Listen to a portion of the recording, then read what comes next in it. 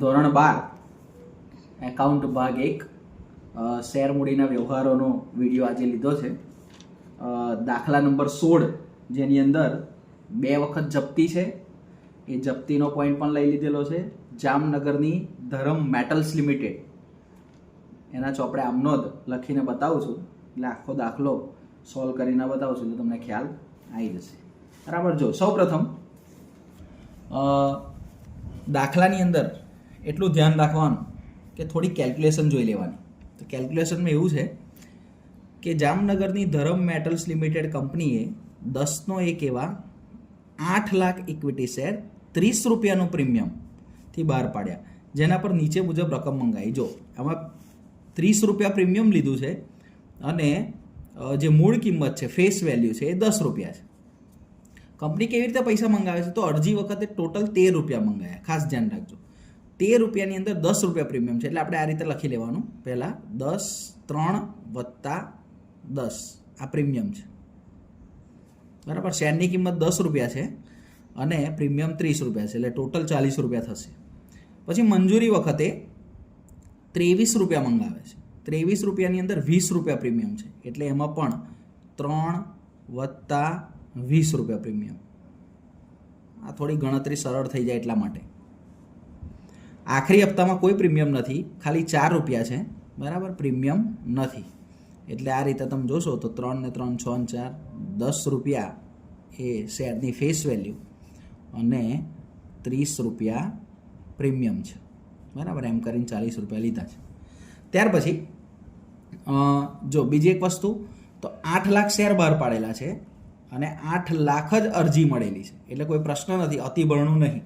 બીજી એક વસ્તુ સમજાવી દઉં આની જોડે જોડે કે કદાચ એવું બને કે ભાઈ 8 લાખ શેર બહાર પાડેલા હોય, 10 લાખ માટે અરજી આવેલી હોય, તો યાદ રાખજો કે 2 લાખને પૈસા તમારે પાછા આપવા પડે. બરાબર. તો એ આમનોંધની અંદર તમને સમજાવી દઈશ. અહીં આગળ એક વિપુલ છે, એના 1500 શેર મંજૂર થયા હતા, મંજૂરીની રકમ ચૂકવી ન હતી. બરાબર. એટલે મંજૂરી, આ મંજૂરીનો પોઈન્ટ છે. અહીં આગળ શેર જપ્તી છે, યાદ રાખજો. બરાબર. અને હેમાએ 500 શેર મંજૂર થયા છે, એના આખરી હપ્તા નહીં ભર્યા, એટલે અહીં આગળ આપણે 500 શેર જપ્ત કરવાના છે. અહીં શેર જપ્તી છે 500 શેરની. બરાબર. એટલે એક અહીં જપ્તી છે અને એક અહીં જપ્તી છે, એટલું યાદ રાખવાનું. જો અહીં ખાસ ધ્યાન રાખી લેવાનું, વિપુલ કે જેના 1500 શેર મંજૂર થયા હતા, મંજૂરીની રકમ ચૂકવી ન હતી, તેથી તેના શેર મંજૂરી બાદ જ જપ્ત કરી લીધા. ખાસ યાદ રાખજો, મંજૂરી પછી તરત જ જપ્તી છે અને અહીં આગળ અંતિમ હપ્તો મંગાયા પછી જપ્તી છે, એટલે એ પણ થોડું ધ્યાન રાખજો. ચલો સૌપ્રથમ આમનોંધની શરૂઆત કરીએ. થોડીક આમનોંધ તમારે આમનોંધ પણ યાદ રહી જાય એવી જ છે. બરાબર. પહેલાં હું લખું છું શેર અરજી માટેની આમનોંધ. યાદ રાખવાની પણ ટેકનિક બતાવી દઉં છું. દરેકની 2 આમનોંધ થશે. એમાં પહેલી આમનોંધ જો યાદ રાખજો કે શેર અરજી જોડે તમે જ્યારે અરજી કરો છો ત્યારે કંપનીને તમે 5% રકમ કંપનીને મોકલાવી દો છો, એટલે કંપની પોતાના ચોપડે સીધા પૈસા મળે એટલે એવું લખશે કે ભાઈ બેંક ખાતે ઉધાર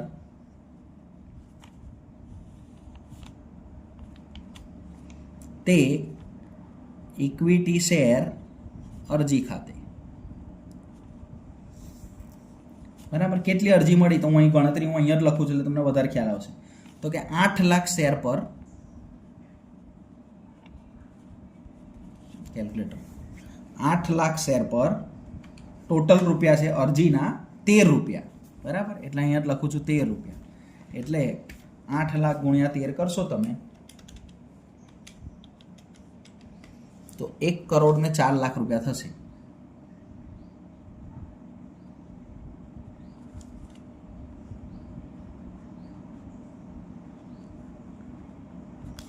બરાબર.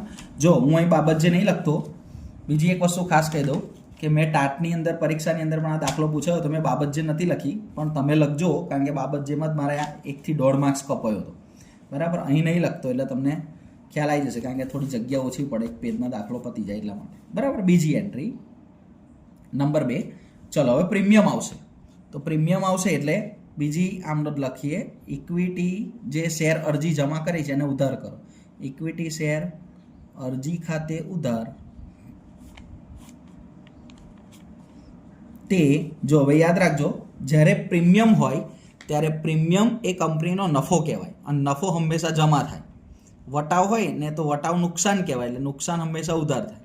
એવું યાદ રાખવાનું. પ્રીમિયમ હોય તો એ કંપનીનો નફો છે, મૂડી નફો કહેવાય, બરાબર, એટલે હંમેશા જમા કરવાનું.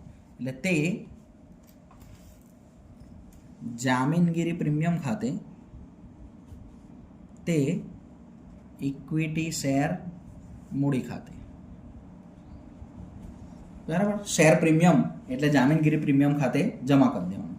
ચલો, ઇક્વિટી શેર અરજી ખાતે તો કે 1,04,00,000, બરાબર. પ્રીમિયમ કેટલું છે તો હું અહીં અલગ જ લખી દઉં છું, તો કે 8 લાખ શેર પર મેં અલગ લખેલું જ છે, જો અલગ પાડેલું છે, 10 રૂપિયા પ્રીમિયમ છે, બરાબર. એટલે 8 લાખ ગુણ્યા 10 રૂપિયા કરી દો તમે, એટલે જામીનગીરી પ્રીમિયમ થયું તમારું 80 લાખ અને શેર મૂડી થઈ તમારી ખૂટે, તમારી શેર મૂડી થઈ ગઈ તો 8 લાખ ગુણ્યા 3 રૂપિયા એટલે 8 તરીને 24 લાખ. અહીં તમારી પહેલી આમનો જે અરજીનો તબક્કો છે પૂરો થયો. જો ફરીથી પૈસા સીધા કંપનીને મળે છે એટલે બેંક ખાતે ઉધાર, તે ઇક્વિટી શેર અરજી ખાતે, ઇક્વિટી શેર અરજી ખાતે ઉધાર, તે જામીનગીરી પ્રીમિયમ ખાતે, તે શેર ઇક્વિટી શેર મૂડી ખાતે. હવે અહીંયા આગળ જો કદાચ વધારાની અરજીઓ હોય તો અહીં બેંક ખાતે લખી નાખવાનું, વધારાની અરજીના નાણાં પરત કર્યા, બસ એટલું આવે એટલે તમારે વધારાની અરજીના નાણાં પરત કર્યા કહેવાય. તો અરજીનો તબક્કો પૂરો થયો. ચલો, ત્યાર પછી હવે આવે મંજૂરીનો તબક્કો, શેર મંજૂરી. જો મંજૂરીની અંદર તમારે એટલું યાદ રાખવાનું, ખાલી અરજીમાં જ ધ્યાન રાખવાનું કે બેંક ખાતે ઉધાર આવે. હવે સેમ ટુ સેમ આમનો તો થશે. જો પહેલાં હવે કંપની પૈસા મંગાવશે અને પછી કંપનીને પૈસા મળશે. પહેલાં કંપની પૈસા મંગાવશે અને પછી કંપનીને પૈસા મળશે. તો મંગાવતી વખતે શું આમનો થાય તો જોઈ લો. પહેલાં ઇક્વિટી શેર મંજૂરી ખાતે ઉધાર, તે ઇક્વિટી શેર મૂડી ખાતે.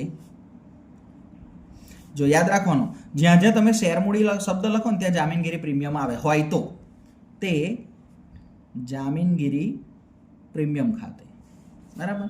બાબત જેમ લખવું હોય તો લખાય કે ભાઈ શેર મંજૂરીના નાણાં મંગાવ્યા, બરાબર. કેટલા મંગાયા તો 8 લાખ શેર છે,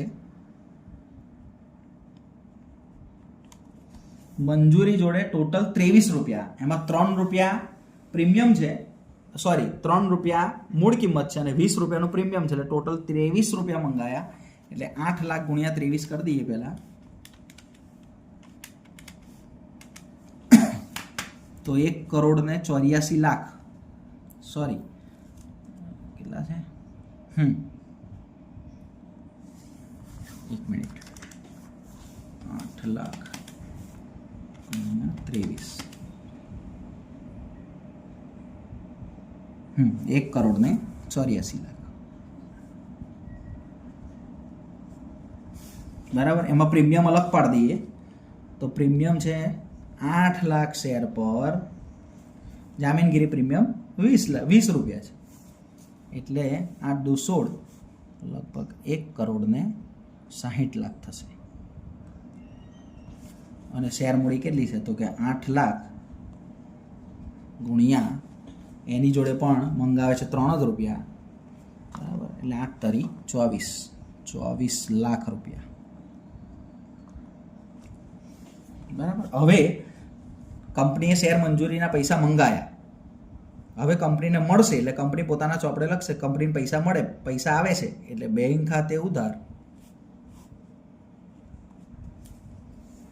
તે ઇક્વિટી શેર મંજૂરી ખાતે,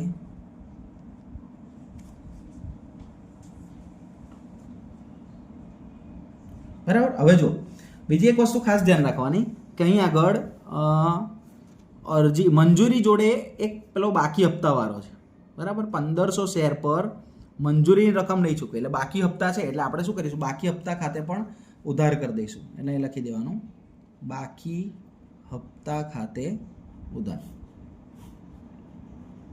તે ઇક્વિટી શેર મંજૂરી ખાતે. ચલો, મંજૂરીની રકમ હતી કેટલી? તો કે 1,84,00,000. બરાબર. બાકી હપ્તા કેટલા? તો 1500 શેર પર 1500 શેર પર મંજૂરીના પૈસા નહીં ભર્યા એટલે 23 રૂપિયા નહીં ભર્યા એટલે 1500 ગુણ્યા 23 કરશો તમે 34,500 આવશે બાકી હપ્તા જે બાકી છે. એટલે 1,84,00,000માંથી 34,500 કાઢ નાખો, અથવા 1500 શેર પર 23 રૂપિયા નહીં મળ્યા તો બાકીના શેર પર મળ્યા હશે, પણ બાદ બાકી કરી દેવાનું એટલે તમને ખ્યાલ આવી જશે. 1,84,00,000 માઇનસ 34,500 એટલે 1,83,65,500. બરાબર. અથવા બીજી રીતે લખવું હોય તો લખાય 1500 શેરના પૈસા ના મળ્યા, બરાબર, એટલે 8 લાખમાંથી 1500 શેરના પૈસા કાઢી નાખો એટલે 7,98,500ના 23 રૂપિયા મળ્યા કહેવાય. બરાબર. તો એ રીતે આવી જશે 1,83,000 સોરી 1,83,65,500. તો આ થઈ મંજૂરીની વાત. આ મંજૂરીનો તબક્કો પૂરો થાય. બરાબર. આ રીતે હવે જો સ્પષ્ટ ચોપડીમાં લખેલું છે કે વિપુલ કે જેણે 1500 શેર મંજૂર કર્યા હતા મંજૂરીની રકમ ચૂકવી નહીં, બરાબર, તેના શેર મંજૂરી બાદ કંપનીએ જપ્ત કરી દીધા. એટલે મંજૂરી પછી તરત જ શેર જપ્ત કરી લીધા એટલે આપણે હવે શેર જપ્તી નિયમનો લખી દઈશું. શેર જપ્તી નિયમ યાદ રાખજો. શેર જપ્તી એટલે જ્યારે કોઈ શેર હોલ્ડર કંપનીના બાકી હપ્તા ના ભરે ત્યારે કંપની શિક્ષાત્મક પગલાં સ્વરૂપે એના શેર જપ્ત કરી લે અને એને ભરેલી રકમ પણ જપ્ત કરી લે છે. એટલે કંપનીની શેર મૂડીમાં ઘટાડો થાય એટલે યાદ રાખજો શેર જપ્તીની અંદર શેર જપ્ત થાય ત્યારે એમાં પહેલી આમનોંધમાં ઇક્વિટી શેર મૂડી ખાતે ઉધાર થાય. ઇક્વિટી શેર મૂડી ખાતે ઉધાર તે શેર જપ્તી ખાતે. હવે એને શું બાકી રાખ્યું છે? તો તે બાકી મંજૂરી ખાતે. બરાબર. ચલો, કેટલા શેર જપ્ત કરીએ છીએ? તો 1500 શેર જપ્ત કરીએ છીએ. ખાસ ધ્યાન રાખજો એણે અરજી જોડે 3 રૂપિયા ભર્યા છે, મંજૂરી જોડે પણ 3 રૂપિયા ભર્યા, ટોટલ 6 રૂપિયા ભર્યા છે. અંતિમ હપ્તો મંગાયો નથી, આ 4 રૂપિયા તો મંગાવવાના જ બાકી છે. એટલે કંપનીની શેર મૂડી 6 રૂપિયા રહેશે. 10 રૂપિયા નહીં લખવાની. ઘણા એ ભૂલ કરે છે, 1500 ગુણ્યા 10 લખી દે એટલે દાખલો ખોટો પડે. અહીં લખવાનું 1500 ગુણ્યા 6. કેમ? કારણ કે અંતિમ હપ્તો મંગાવતા પહેલાં જ જપ્ત કરી લીધા. બરાબર. બીજી એક વસ્તુ, તો જ્યારે આપણે શેર પ્રીમિયમ જે તે શેર હોલ્ડરે શેર પ્રીમિયમ ભરેલું હોય, બરાબર, તો આપણે પ્રીમિયમ એ કંપનીનો નફો છે એટલે જમા કર્યું. પણ યાદ રાખજો અહીં આગળ એણે પ્રીમિયમ પણ નથી ભર્યું. બરાબર. કેટલા રૂપિયા પ્રીમિયમ નહીં ભર્યું? તો મંજૂરી જોડે જે 20 રૂપિયા પ્રીમિયમ છે એ નથી ભર્યું. પ્રીમિયમ ના ભરો, કંપનીને પ્રીમિયમ મળે જમા કરવાનું, નહીં મળ્યું એટલે આપણે ઉધાર કરી દેવાનું. એટલે એ લખી દેવાનું જામીનગીરી પ્રીમિયમ ખાતે ઉધાર. બરાબર. તે શેર જપ્તી ખાતે, તે બાકી મંજૂરી ખાતે. ચલો, પ્રીમિયમ કેટલું બાકી? તો 1500 શેર પર 20 રૂપિયા પ્રીમિયમ. બરાબર. મંજૂરીના 20 રૂપિયા છે એટલે 1500 ગુણ્યા 20 કરી દેવાના.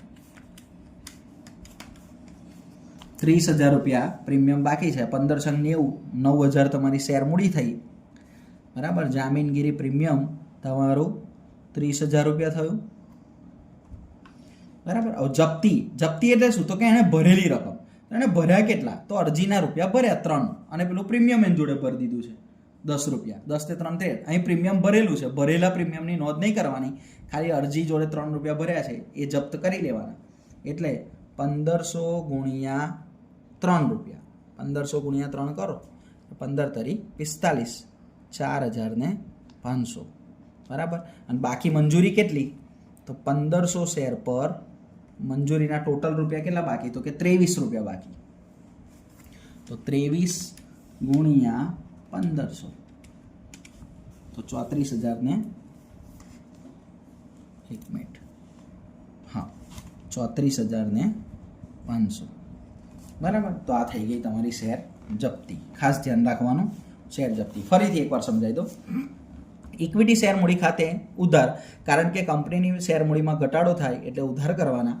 જામીનગીરી પ્રીમિયમ નથી ભર્યું, બરાબર, એટલે જામીનગીરી પ્રીમિયમ ખાતે ઉધાર, તે શેર જપ્તી ખાતે, તે બાકી મંજૂરી ખાતે. અહીં આગળ જપ્તીમાં ભરેલી રકમ જપ્ત કરવાની, એટલે 3 રૂપિયા ભરેલા છે, બાકી મંજૂરી ટોટલ 23 રૂપિયા બાકી છે, 1500 શેર પર 23 રૂપિયા બાકી એટલે 34,500 બરાબર. અને ઇક્વિટી શેર મૂડી 6 રૂપિયા. ખાસ યાદ રાખજો, આખરી હપ્તો મંગાવતા પહેલાં જપ્ત કર્યા છે, બરાબર, એટલે 6 જ રૂપિયા આવશે, 10 રૂપિયા નહીં આવે, એટલે 15 × 90 આ 9,000, પ્રીમિયમ બાકી 30,000, જપ્તી ખાતે 4500, 1500 ગુણ્યા 3 અને 1500 ગુણ્યા 23, 34,500 આ શેર જપ્ત કર્યા એની આમનો. હવે શું કહે છે, પાછા જપ્ત કરેલા શેર, હા આખરી હપ્તા મંગાવતા પહેલા જપ્ત કર્યા, આ 1500 શેર 5 લેખે ફરી બહાર પાડ્યા, એટલે આપણે ફરીથી બહાર પાડવાની આમનોંધ બીજી લખીશું. જો યાદ રાખજો, જપ્તીની 3 આમનોંધ થાય, બીજી આમનોંધ જપ્ત કરેલા શેર ફરી બહાર પાડ્યા. ફરી બહાર પાડો એટલે કંપનીને પૈસા મળે છે, એટલે લખવાનું બેંક ખાતે ઉધાર, બરાબર, શેર જપ્તી ખાતે ઉધાર, તે ઇક્વિટી શેર મૂડી ખાતે જમા. ચલો ઇક્વિટી શેર મૂડી જે આ 9,000 છે એ જમા કરી દો, 9,000 બરાબર. અને બેંક ખાતે તો કેટલા રૂપિયાથી બહાર પાડ્યા, તો 1500 શેર 5 રૂપિયાથી બહાર પાડ્યા, 15 × 5 = 7500, એટલે અહીંયા આવશે 7500. અને શેર જપ્તી ખાતે ખૂટતી રકમ લખી દો તો પણ ચાલે, 1500 બરાબર. અહીં 9,000 જમા છે, 9,000 ઉધાર કરવાના, એટલે 7500, 5 8,000 ને 9,000. ત્રીજી આમનોંધ, શેર જપ્તીની રકમ મૂડી અનામત ખાતે લઈ જવાની, બરાબર, એટલે શેર જપ્તી ખાતે ઉધાર, તે મૂડી અનામત ખાતે જમા. જો મૂડી અનામતની રકમ તમારે ડાયરેક્ટ શોધવી હોય તો એ શોધી શકાય. આ જપ્તીની 4500, એમાંથી આ ઉધાર બાદ કરી દો તો પણ મળી જાય. પણ બીજું ના ખબર પડે, કેટલીક વખત શેરની સંખ્યામાં પ્રોબ્લેમ થાય, તો યાદ રાખવાનું, શેર જપ્તીની રકમ શોધતી વખતે શેર જપ્તીની રકમ શોધવા માટે યાદ રાખજો, નહીં ભરેલી રકમ માઇનસ ફરી બહાર પાડેલી રકમ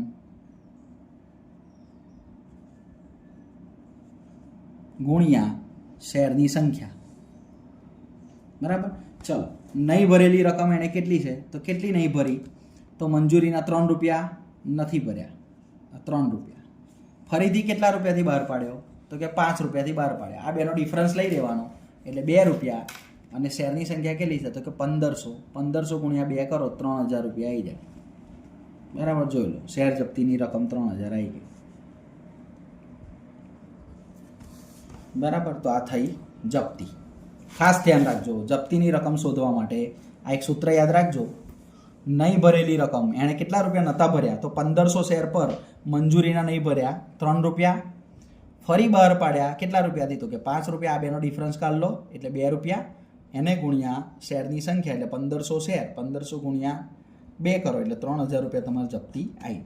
વાત થઈ એક જણની પૂરી, બરાબર. જો એટલે વિપુલના શેર આપણે જપ્ત કરી લીધા, આટલી થઈ વિપુલની વાત. હવે આપણે વાત કરવાની છે, થોડુંક પાછળના પેજ ઉપર જ લઈ જાઉં છું એટલે વધારે ખબર પડે. ચાલો પાછળના પેજ ઉપર હવે શું કહે છે આગળ,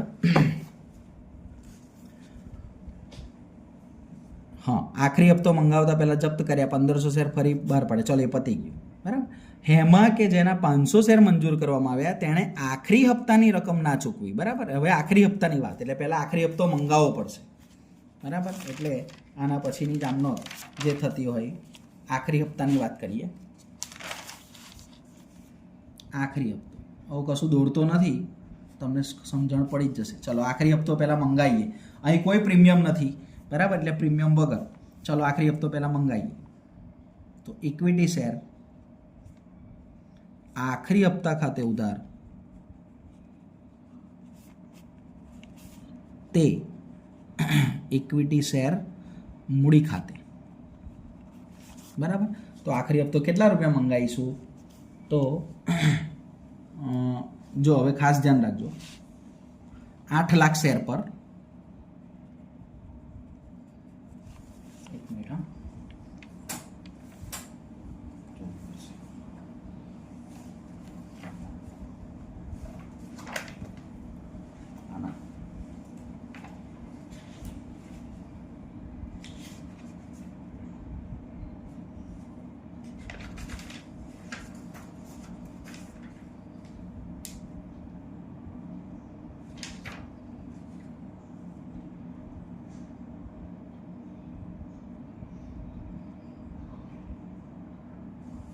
ચાલો હવે આખરી હપ્તાની આપણે વાત કરી લઈએ. તો ઇક્વિટી શેર આખરી હપ્તા ખાતે ઉધાર તે ઇક્વિટી શેર મૂડી ખાતે કેટલા રૂપિયા મંગાયા? તો 8 લાખ શેર પર 4 રૂપિયા મંગાયા. એટલે 8 લાખ ગુણ્યા 4 કરો તો 32 લાખ રૂપિયા કંપનીએ મંગાયા. 32 લાખ. બરાબર. હવે કંપનીને પૈસા મળશે. બરાબર. તો મળશે એટલે બેંક ખાતે ઉધાર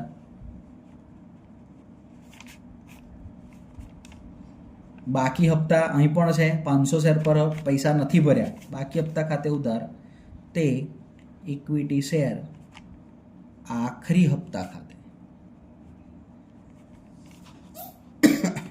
ચલો આખરી હપ્તો છે 32 લાખ રૂપિયા.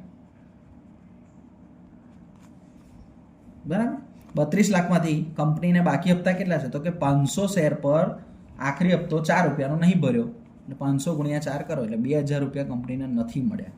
તો 32 લાખમાંથી 2000 કાઢી નાખો તો લગભગ 31,98,000 જેવું થાય.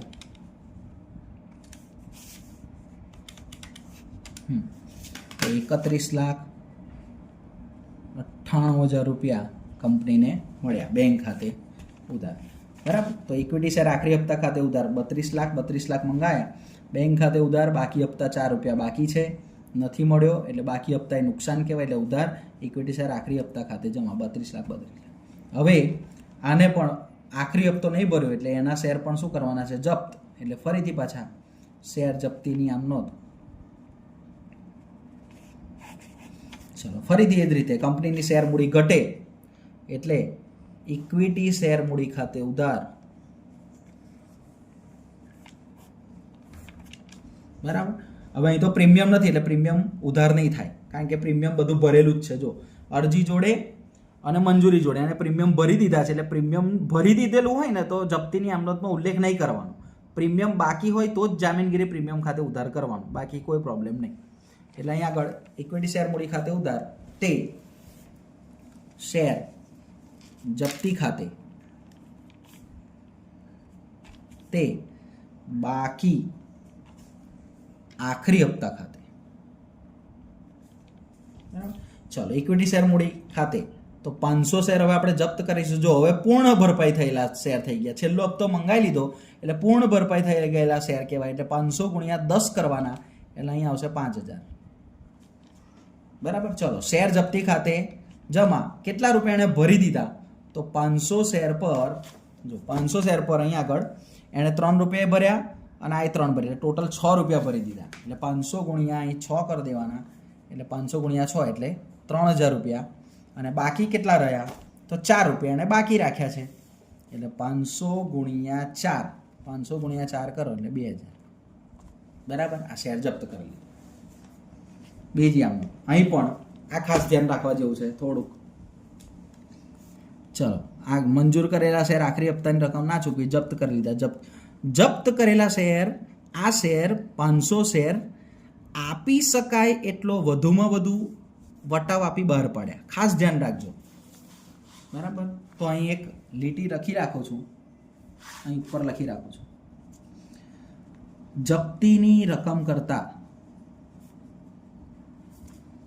વટાવની રકમ વધવી જોઈએ નહીં.